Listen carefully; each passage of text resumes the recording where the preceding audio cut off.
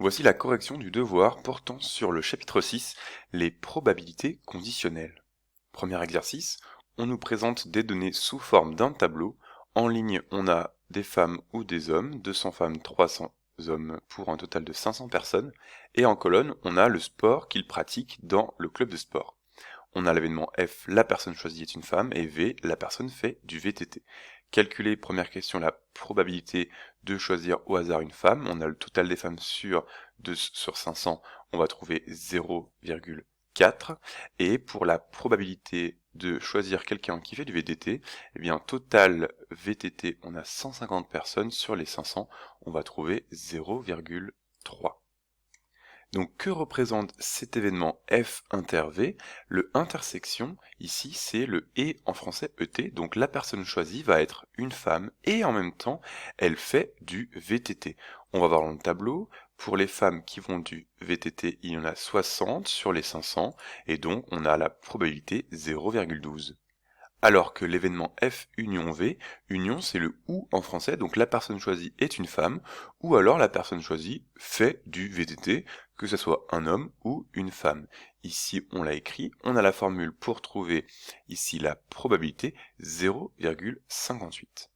On pouvait répondre sans la formule à l'aide du tableau, puisque la personne fait du VTT ou est une femme, eh bien on a les 60 personnes qui sont des femmes et qui font du VTT, plus les 90 personnes qui font du VTT et sont des hommes, plus toutes les autres personnes qui sont des femmes sans forcément faire du VTT. On va trouver aussi la même réponse 0,58 lorsqu'on va diviser par 500. Question 2. Calculer la probabilité. Donc, sachant que c'est une femme, quelle est la probabilité qu'elle fasse du VTT? Donc, sachant que c'est une femme, on a la probabilité 0,4 précédente, et on avait vu que la probabilité de ça soit une femme et elle fasse du VTT, c'était 0,12 ici. On calcule donc 0,3, c'est donc 30%. Donc, parmi les femmes, ici c'est le sachant, et bien 30% font du VTT. Question 3. Est-ce que les événements F et V s'influencent ou alors sont-ils indépendants? On doit calculer d'un côté P de F fois P de V, donc on va multiplier les probabilités ici précédemment calculées, on trouve 0,12 qui est exactement la probabilité de F inter V, on l'avait déjà calculé, donc ils sont indépendants. Question 4. Quelle est la probabilité que la personne choisie soit un homme et qui pratique du VTT? On a encore une intersection. Donc H, ça va être la personne choisie est un homme et fait du VTT. On a ici la formule pour calculer P de H inter V. On trouve 0,18. On aurait pu aussi regarder dans le tableau. Les hommes qui font du VTT sont 90 sur 500. On va trouver aussi 0,18. Question 5. Sachant que la personne joue au volleyball, quelle est la probabilité que ce soit un homme? Donc le sachant, ici, la personne joue au volley, je l'ai écrit sous cette forme, et quelle est la probabilité que ça soit un homme? Ici, on peut utiliser le tableau. Donc, sachant qu'elle joue au volleyball, ça veut dire qu'on regarde uniquement cette colonne.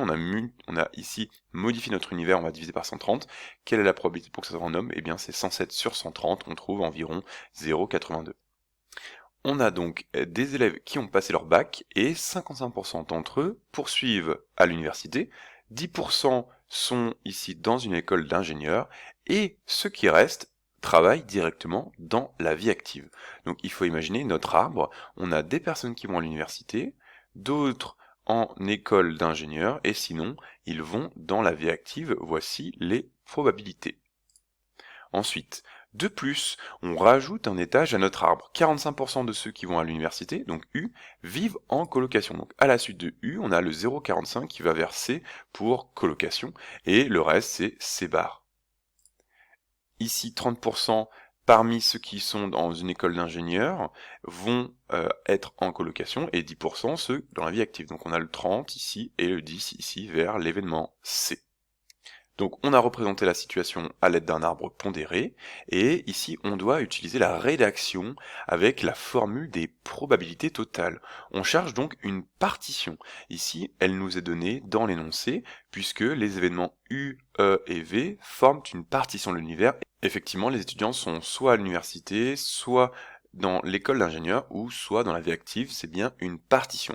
J'applique la formule des probabilités totales et je vais trouver le résultat 0,32. 3125. Voici la formule complète. Question 3, la probabilité que l'élève ne vive pas en colocation, donc ça va être C bar, union, université, donc U. Ici, on a la formule P de C bar plus P de U moins l'intersection des deux, et on va trouver 0,935. Question 4. Un ancien élève vit en colocation. On sait qu'il vit en colocation, donc ça va être parmi celles et ceux qui vivent en colocation. On vient de modifier notre univers. Calculer la probabilité qu'il poursuive ses études à l'université. Donc on a un sachant C, et c'est la probabilité de U. On utilise la formule et on trouve 0,792. Question 5, le responsable affirme une, ici, conjecture. La moitié des élèves n'ayant pas fait le choix de vivre en colocation, donc c'est parmi ces barres, eux, ils sont dans la vie active à plus de 50%. Il faut justifier. Donc, parmi celles et ceux qui ne sont pas en colocation, on va calculer la probabilité qu'ils soient dans la vie active. Si on trouve une probabilité supérieure à 0,5, alors on sera d'accord avec cette conjecture, sinon on ne sera pas d'accord. Ici, on a P de C bar grâce à P de C, donc c'est 1 moins 0,3125, et on calcule, on trouve moins de 50%, et donc on n'est pas d'accord avec cette conjecture. Exercice 3.